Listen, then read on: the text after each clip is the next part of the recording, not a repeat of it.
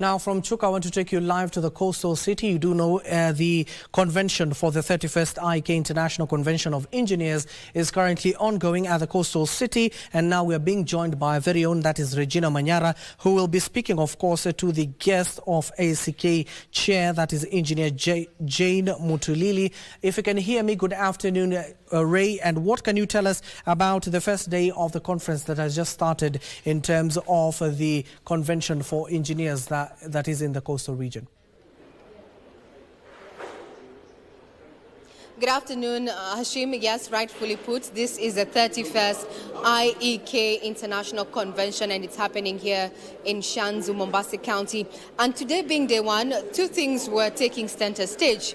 The call to action to have more women practicing within this particular profession and also the place of youthful engineers. The statistics as far as women are concerned, it shows that out of 25,000 professional engineers in the country, only 13% are women. This is a situation that fellow engineers have come together and said that something needs to be done. Before I belabor that particular point, let me introduce our guest this afternoon. That is none other than the chair of IEK, Engineer Jane Mutulili, to bring us up to speed on the objectives of day one and the role that IEK is playing to bridge this gap. Thank you very much for your time. So we've already heard from the key speakers this morning, saying that, you see, we do not have women, or rather the representation of women as far as the engineering profession is concerned, are very few. And what can we do as IEK? What is your opinion? Thank you very much.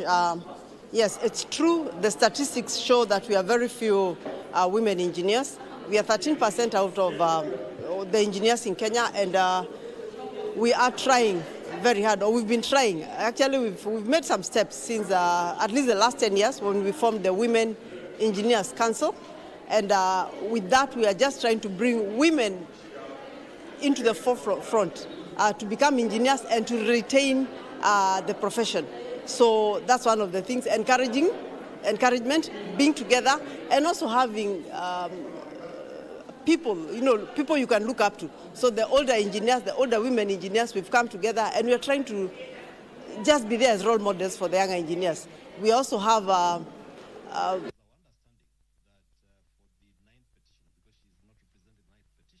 that particular response, Madam.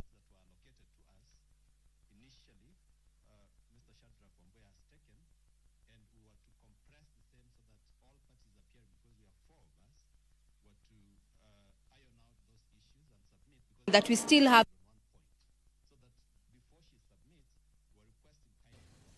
We apologize for that technical glitch. Once we do get a hold of our report, I can see now the link is a little bit better. Let's listen in to Regina Manyara.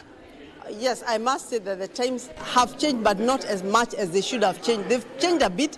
In my class, when we are taking engineering, we were only 8 of us in a class of 132 because we were the double intake. Now there are a few more than that. And as for the payment, let me say that everybody is actually trying. There is that sensitivity about gender equality.